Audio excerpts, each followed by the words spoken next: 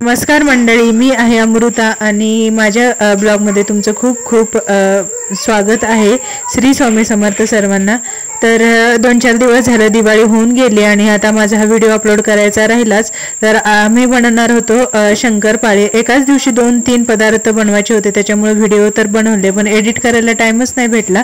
तर बघा इथे मी मैदा चाळून देते आणि मम्मी पीठ मळून ठेवतात आणि शंकरपाळी आणि चिवडा करंजी सगळं एकाच दिवशी करायचं आहे ना, त्याच्यामुळे ना थोडासा टाइम लागणार होता। व्हिडिओ शूट केला होता पण एडिट करून अपलोड करायला जमलंच नाही, थोडासा लेटच झाला। तर बघा इथे करंजीचं शंकरपाळीचं पीठ मम्मीने मळून घेतलं आणि मी रवा भाजते। हे सारण करायचं आहे करंजीसाठी। सारण हे करून ठेवलं तर कधी पण करंजी आपल्याला लाटता येतात, म्हणून ते करून घेतलं आणि त्याच्यासोबतच घरातली जी कामं असतात त्याची पण घाई सुरू होती। कपड्याची मशीन लावली आणि पडदे वगैरे किंवा बेडशीट धुवायचे होते। सण एकदम जवळ आलेला होता, त्याच्यामुळे घाई खूप होती।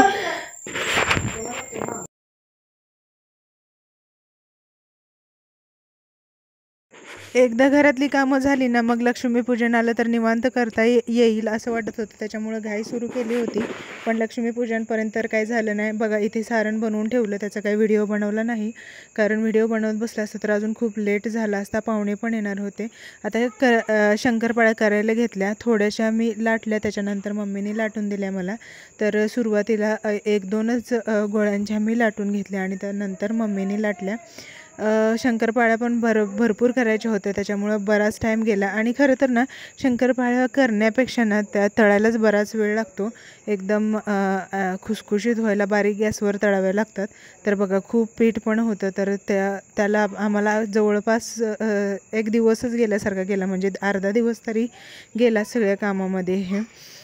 तर थोड्याफार मी लाटून घेतल्या आणि मी तळायला सुरुवात केली, त्याच्यानंतर मम्मीने तळायला सुरुवात केली कारण अजून आम्हाला करंज्या पण लाटायच्या होत्या, त्याच्यामुळे ना थोडीशी घाईच केली। तर बघा इथे मी तळायला घेतलं आहे आणि आता मम्मी लाटून घेत आहेत।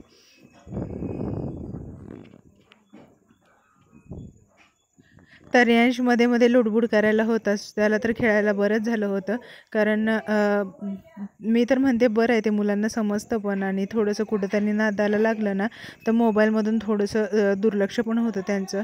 कधी पण असं सणाच्या मध्ये हे थोडंसं करू द्यावं, पण तेल वगैरे असेल ना तिथे मुलांना येऊ देऊ नये, त्याच्यासाठी मी खाली पण गॅस नाही घेतला, वरतीच घेतला आणि मग त्याच्यानंतर मग तळायला घेतलं। दिवाळीची साफसफाई आणि फराळाचं करायचं त्यातच माझा दिवस जायचा आणि त्याच्यामध्ये स्कूलमधल्या ॲक्टिव्हिटीज, अजून पंथी वगैरे करून द्यायचं, म्हणजे थोडक्यामध्ये त्यांच्या स्कूलमध्ये जे कॉम्पिटिशन होतं ना त्याच्यासाठी मी ही पंथी बनवली होती। खूप सुंदर झाली होती, मला पण एवढी आवडली आणि मम्मीला पण एवढी आवडली होती। त्यांनी मला घरी पण बनवायला सांगितली होती पण काही जमलंच नाही, म्हणजे वेळच मिळाला नाही, त्याच्यामुळं घरी काय बनवली नाही, रेयांच्या स्कूलमध्येच दिली। तर खूप छान अशी आणि एकदम सिंपल बनवलेली आहे। याच्या म्हणजे सगळं मी हातानेच बनवलेलं, पेपर आणि एक पंथी विकत आणली, त्याला कलर करून व्यवस्थित फ्लॉवर बनवून ते बनवलेलं आहे, तर खूप सुंदर झाली होती। तर बघा आता हे रवा आहे ना तो लाडूसाठी बनवून ठेवत आहे, मी भाजून ठेवत आहे रव्याच्या लाडूसाठी। आणि जेवण एकीकडे वांग्याची भाजी टाकून घेतली आणि वरती किचन ओट्यावरती बसून मी कंदील कॉम्पिटिशन होतं, भाजी आणि रवा भाजून कॉम्पिटिशन आणि आकाश कंदील कॉम्पिटिशन होतं, त्यासाठी मी हे घरी बनवलं होतं एकदम